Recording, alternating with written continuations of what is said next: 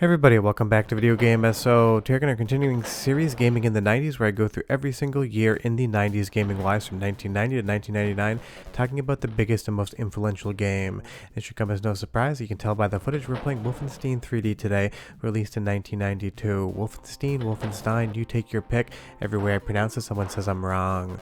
But this game just absolutely blew wide open the first-person shooter market. To say Wolfenstein 3D was a cultural moment would be an absolute understatement. This game was on everybody's PC in 1992 and still today is one of the most fun first-person shooters you can play.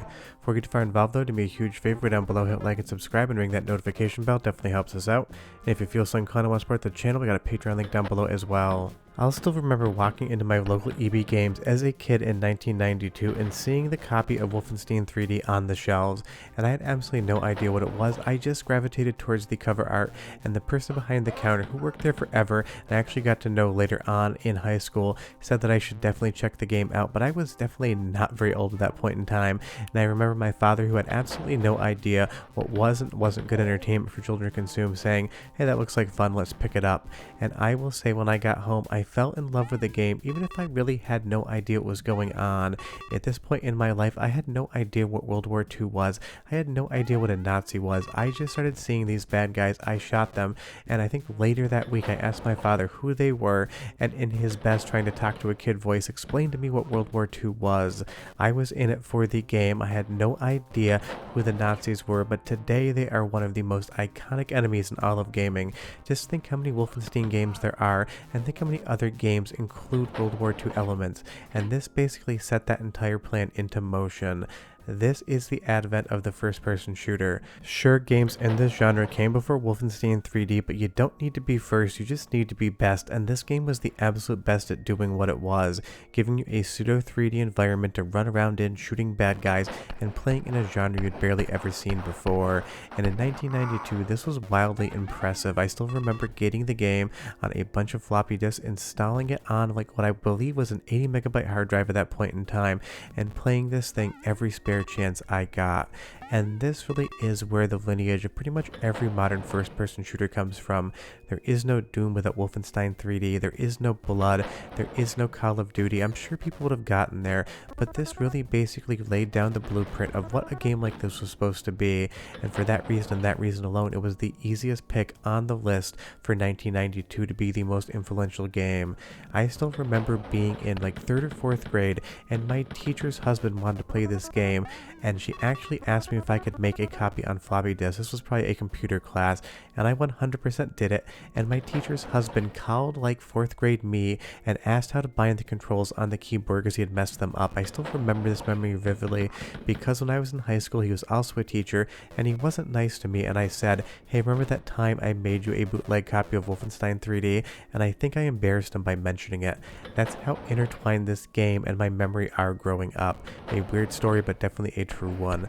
And that is the thing about influential games. They hit at a point in time in which they just take over the cultural imagination. You couldn't find a computer in 1992 that didn't at least have the shareware copy of this game on it. And this is still when you could get shareware copies of games. You got the first episode, it hooked you in, and then you'd either order via mail or go to your local game store and pick a copy up. It was basically like the downloadable demo you see now on PSN or Xbox Live, except for PCs in 1992. And trust me, I'm pretty sure almost everyone who got the shareware version of this game probably went on to directly buy a full copy, because once you got a taste of Wolfenstein 3D, you had to know how it ended, and it was a wild 6-episode ride. And while it might not be the best music id Software ever put to a game, it is up there for me, so go ahead and listen for 45 seconds and I'll come back and talk more about the game that absolutely blew the doors off the first-person shooter genre.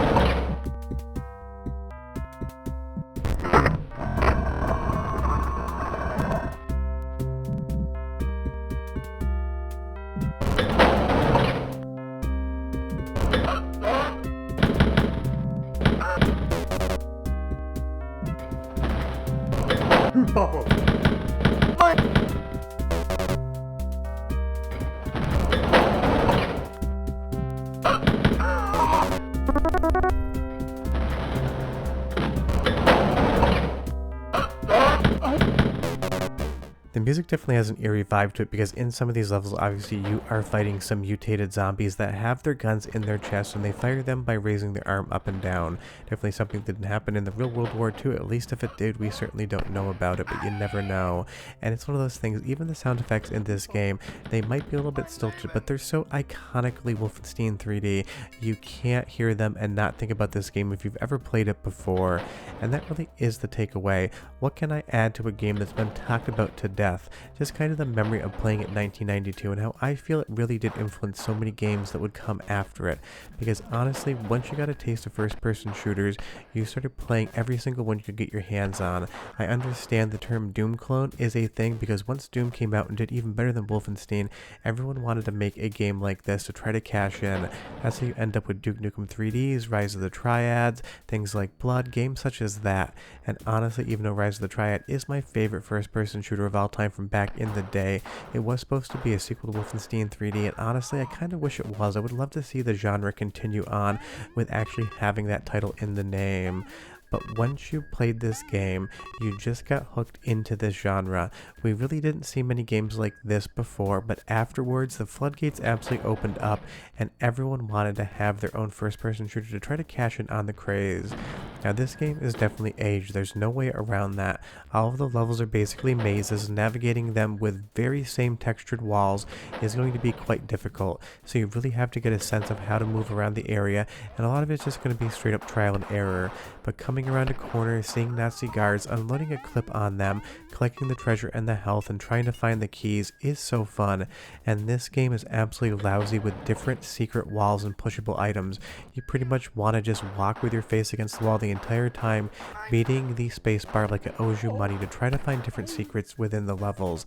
I just remember a kid going through every single level, trying to find anything I could that I felt I missed, and even today, I still get that same sensation of discovery when I find a hidden wall that I used to know about back in the day and have definitely forgotten about. And that's just always a fun feeling. And that's the thing. People went out and got better PCs to play this game, the same way that people went out and upgraded their PCs to play Doom and Half-Life. This just basically went across the globe. If you had a computer, you heard of Wolfenstein 3D. And honestly, even though it started to share where it took off very quickly, and people just could not get enough of it. What other game can you really say about that? That basically came out and took a genre and made it mainstream and made everyone want to be able to experience it. And this game got ported to basically every platform in the sun. And the fun thing is, just for ease of use and to be able to talk about it in the video, I played this version right here in a web browser running DOSBox. That's how easy it is to experience this game today. You can literally just Google Wolf3D DOSBox browser and you'll find a dozen sites that will run this directly for you. There is no way you can't play this game anymore, and sure, there's more modern implementations, different fan mods, but the original is still the advent of this genre in the public consciousness, and that's why I decided to play the original DOS release. And don't forget, there's also Spear of Destiny out there, which is basically an expansion pack and pseudo-sequel. Not as good as the base game, but still a lot of fun. And when you get into the later episodes, it gets even weirder, and it always has been strange to me that you defeat Hitler in the third episode, and then you still have half a game to go. I always thought he was going to be the boss later on in life, but honestly, when I was a kid playing this game, I don't even know if I'd ever heard the man's name, but I still got to play the game, and that was always fun. And honestly, putting Wolf 3D in the 1992 spot was such a no-brainer because this absolutely blew the doors off the first-person shooter genre and made people crave games like this for decades to come. Obviously, we still have Wolfenstein as a franchise, we still have Doom, and we have so many other franchises still to this day that are basically having to thank Wolfenstein 3D for giving them their start. This was just such an explosive game. It took the PC world by storm, got ported everywhere, and basically put the first-person shooter genre on the map, and for that and that reason alone, it is the most important game of 1992. But you tell me down below, when's the first time you played Wolfenstein 3D? Was it on a DOS PC? Was it on a console? I would say the 3DO port was an awesome way to play as well. But I'll be back next week with the episode for 1993, and I'll have videos throughout the week as well. But if you've somehow never played this game before, play it just to see where first-person shooters came from. Bye-bye.